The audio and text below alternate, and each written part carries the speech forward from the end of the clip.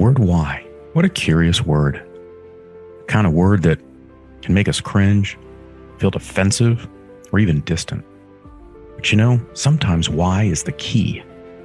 The key that can unlock so much to our lives.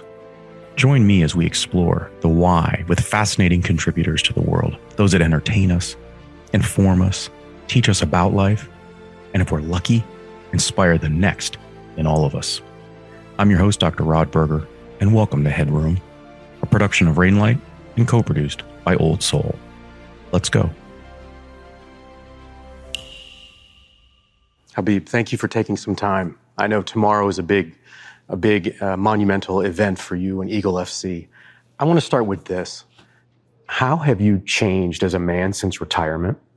I think it's changed a lot, I stopped training every day twice. I was training all my life every day, 4 or 5 hours at least. And now I'm all training only 1.5, maybe maximum 2 hours. I gain a little bit weight, 10, 12 pounds. And I changed my schedule. My schedule a little bit changed. But now I focus on Eagle FC and couple more other my business projects. A lot of athletes, when they retire, they struggle to find that competitive experience that they grew up with, right? Training multiple times a day since they were kids. Has that been a challenge for you, or has diving into the business world met that same need or a similar need? No, it was very hard. It was very hard for me. Even now, it's still, it's I cannot find someone where I can enjoy, in training, And because only when I train, I feel good. When you train, you feel yes, good. Even when I go, I have business meetings. We even we make some good deals, make money. This don't give me energy. I get energy inside the training, And that's why I keep training, but not like before. And of course, doing some business projects. Does it impact you because you're a dad, you're a family man, that balances it out? I mean, you're not a teenager anymore, just training every day in that regard, right? Does that? No, I'm not teenager anymore. It's long time, because I am 33 years old. Of course, I have family, kids. I have to take care. I have my close people, my brothers, my friends. They keep fighting in high level, Eagle FC, Bellator, UFC. Some of them already almost best in the world, contenders in UFC, And I have business, I have so many different things where I have to stay focused, Keeps your mind busy. Yeah, very interesting, It's very interesting for me. And because of I finish my professional career, I get some free time, and now this time I can use on every platform, What have you learned about yourself? Athletes will talk about that free time, that space where it's just you, and you're not occupied with competition in the same way. What have you learned about yourself? What is that experience like? Are you more reflective? No, about myself, I learned I didn't know I am good businessman before. I was thinking about I am just athlete fighter. Now I find out God gave me this good energy, I can go meet with people and get finished, done some good deals, I have this. And I know a lot of people around the world. I can go and I can connect people, And this is what I find out when I finish my career. You've been described in your career as both brilliant and terrifying. How do you want to be regarded when we think of you as an entrepreneur? Honestly, I don't know. Honestly, I never think about this, how I want people think about me. I just don't pay attention on this. I just focus on myself, what I have to do every day. I have every single day, like even like for next June, July, and August. All these days, I already know what time, what date, where I have to go, where I have to fly it, with who I have to meet. You know, I have schedule and I follow this. And, you know, I think it's not easy, same time for me, but even if I don't remember how many days I have in my life, when days come, I don't know what I have to do. You know, I always have planned every single moment, like day, every hour. What happens if you like, don't? Huh? What happens if you don't? Is that upsetting? Does that? No. Sometimes I take some rest. You know, I off my phone. I just take some rest, try to sleep good. You know, but most of the days I always have schedule. You know? It sounds like you're thinking all the time. All the time.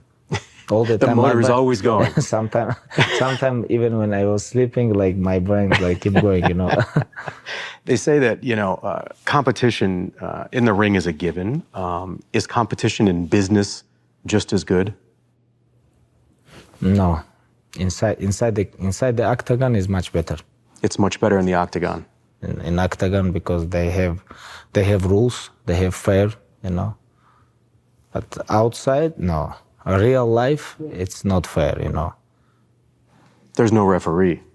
There is no referee. There is rules, but most of the people, they broke the rules, you know. They don't follow the rules. But inside the cage, like when you fight inside the octagon, like if you don't follow rules, you're gonna lose.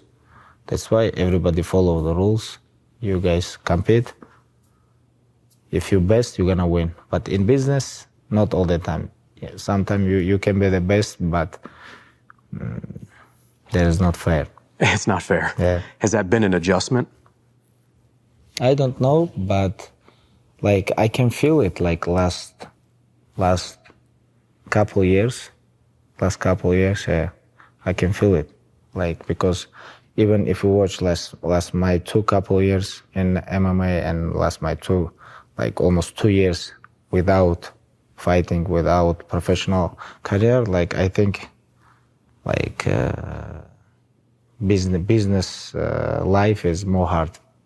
You mentioned Dana White and ESPN.com. You said you call him brother, and you said you still had unfinished business with him. Do you think that he's teaching you a lesson? No, Dana White he's the best of all time promoter, in my opinion. Nobody's even close. And I try to just learn from him because I just beginning. I think I can learn from him a lot of things. Like even next 10 years, 20 years, he can teach me, I think. Do you think is he teaching you right now by not responding to you? Almost like a brother? No, I think he play game. You think he plays games? Yeah, he play game. That's the business outside of the... Even on this situation, I have to learn from him. You have to learn from him? Yes, I have to because he told me like last time when we talk about like promoting, he says like, now you're gonna understand myself more. I say, okay, we will see. I want to pivot the conversation, Khabib, and talk about being an entrepreneur, but more importantly, being an immigrant that's an entrepreneur. We see it in Hollywood, right? We read it in books that the American dream, that when people come to this country, they often talk about that mantra, that slogan of the American dream. Is the American dream alive for immigrants in your perspective? How do you look at that, and what advice do you have for young people that are coming to this country that want to start their own business? They want to put their stamp on their experience here in the U.S. I think there is like American dream is like it's alive. Like before, when people talk about American dream, I didn't understand this, but now I can understand because I remember myself first time when I come to US, it was 2000 beginning, like January 2012, 10 years ago, more than 10 years ago. And look at now where I am, you know, last 10 years, I sacrifice everything what I have. I stay focused, I work so hard. And now, last 10 years, I become like champion, defend title. I become UFC Hall of Famer, you know. Now I have my own promotion, you know, and I have so many other business and but like myself, I believe this is from God, you know, because not only you, there is so many other people too who work very hard, but they don't get it. But I have it, you know. But reason why? Because I work so hard. Then God give you, you know. But there is like American dream is like things is like true, you know, because You're living the American dream. And because like how many, like more than 300 million people living here, more than 300, like, and everybody make some like good money, I think, and most of them, like even if they come from Russia, from Mexico, from Africa, doesn't matter, they work here, they make money for they self and they send home money, you know, like it's like this is very good platform for people who really want to work. Here, even you can choose, you can be bum too. If you want, you can be bum. Yes, you can choose here, you know. Personal choice. If you want, you can make money too, you know, it's like not many countries like this, like in some, like most of them countries in the world, you can try to make money, but you can't, you know. But this country is like for this kind of things is like very good. HeadRoom is produced by Old Soul, a one-stop marketing agency that understands the power of brand and nuance. Reach out to my guy Matt at Old Soul and supercharge your brand and content strategy. That's Old Soul. Shoot Matt a note at aoldsoul.com. That's AOLDSOUL.com. And now, back to our guest. A lot of people, when they start a business, they do so in private. They're not a public figure. Do you ever sense, like when you go to sleep at night, do you have a sense of responsibility for those that are inspired by you? I know that Muhammad Ali, Mike Tyson, Ronaldo inspired you as an athlete. But do you think about that for that individual that's, you know, living in a one-bedroom apartment in LA thinking that they want to start something and they've idolized and looked up to you through your career? Honestly, no. No? I didn't think about this. But I know like many people follow me. They know me, you know, become very popular because I can feel it. Even when I go outside, even in Europe and Arabic countries, Russia, here in US, everywhere, a lot of people know me. But inside, I still from village guy, you know. You're still the village guy. I come out from village, but not inside me. It's like still, you know. It still lives in you. Still lives in me, and I think it's gonna be very hard to take. Sometimes I understand how popular I am, but most of the time I don't think about this. I just focus on myself, what I have to do, on my schedule, on my family, kids, friends, close people, business partners. Like, Khabib, would you say that you're comfortable with fame or you're uncomfortable being famous? No. Honestly, I'm uncomfortable. You're uncomfortable? Yeah, uncomfortable because I think like so many minus, you know, a lot of course, because of fame you can do like business like this, but most of the time it's like I feel uncomfortable because all eyes on you, you know, all the time, everywhere. You can feel free, like only inside your room, inside your house, you know. You come out, you don't feel free, you know. Even if you're living in freedom country in America, even like I don't know about you, I think you can feel free, you know, when you go out, nobody bother you, nobody like make video. But you bring up an important point. Most of the time, like I feel uncomfortable. You bring up an important point, though. If I feel comfortable, right? Well, I'm in America. I'm a white male, right? And so things have been set up for me to be comfortable, right? And yet, you know, we want to be a diverse country in that regard and support people from all across the world. Is community important to you? Becoming a part of the American community? How has that been for you in the last 10 years? Oh, it's like, it doesn't matter where I'm living. Like, America or other countries. Like honestly, I always want to go back to my country, To the Dagestan. Yes, I'm living in village. I still living in village. I have house there, and Describe it for me. What would it be like if I was there with you? I have gym. I have horses. I have animals there. I have big land. You know, I have a small company where I sell vegetables. You sell vegetables. Not me, people. Before I was... That's breaking news. I mean. No. I sell vegetables when I was 10 years old. 10 years? No, younger, maybe like 8, 9, 10. When we have big farm with father. I remember we sell tomato. We sell tomato. I sell tomato when I was young. But now we have big land, of course. And yeah, I have company, we sell tomato too. I get the sense, even the look on your face when you talk about home, the peace, like peaceful. It's like, I like, of course, who don't like living in California or Florida? When you have money, you can buy a house, you can stay here. But my heart is... Your heart is there. My heart is there. You know? Of course, right now I'm sitting with you here in beautiful arena, FLX Arena. Tomorrow I'm gonna have very good show here in Eagle FC. You know, around the world, many people gonna watch this, but I'm thinking about when I'm gonna go. When you're going home. Go back to my village, you know. Let's talk a little bit about failure.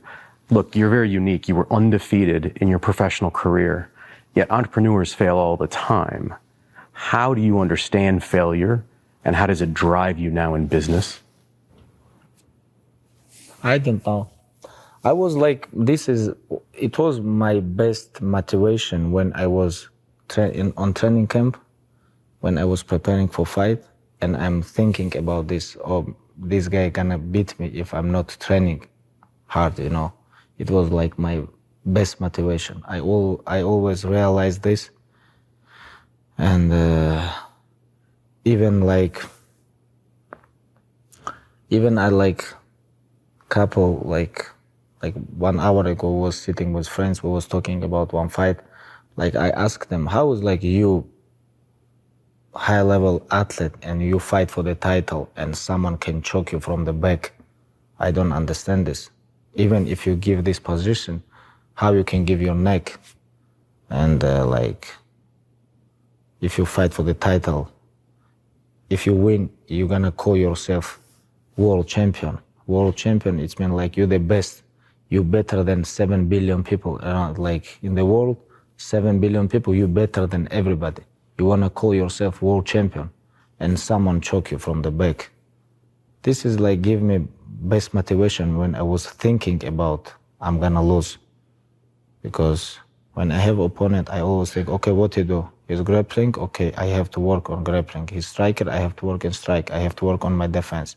Like all my day I was thinking about what's gonna happen inside the cage. And of course I was training very hard. And sometime I remember I was training morning, I go home, rest, I come, I training nighttime, I go home and I was like, no, it's not enough 2 times.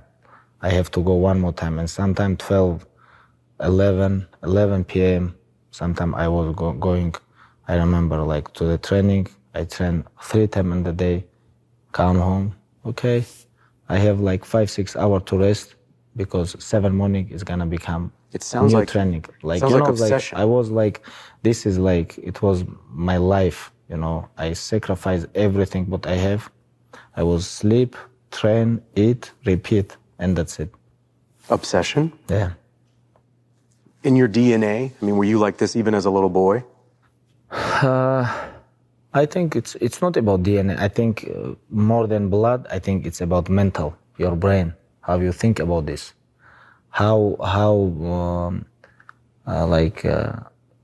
There is like, you want this or no? There is not like 50-50. It's like, okay, I want this and I want other. You cannot, you can't work like and on business projects and be professional athletes. No, it's impossible. You have to be like professional athlete or businessman. You know, there is like not between. You have to be in somewhere. It's black and white. Yeah. To come from your father, would you say? I think yes, because I know like so many of my father friends, they told me doesn't matter where my father was going, he always have bag with him and training stuff.